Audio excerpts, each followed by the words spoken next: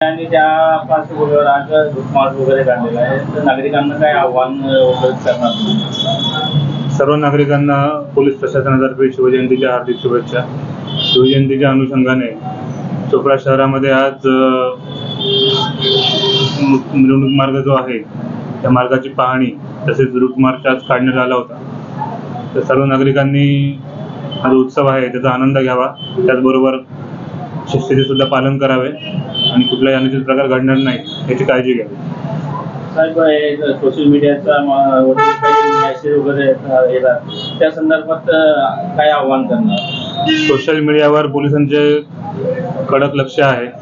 कुठल्याही प्रकारे असा प्रकार आढळून आल्यास तात्काळ गुन्हे दाखल करून कारवाई करण्यात येईल. त्यामुळे सोशल मीडियाचा वापर आपण जपून करावा आणि कुठल्याही आक्षेपार्ह स्टेटस कमेंट कुठल्याही प्रकारे करू नये.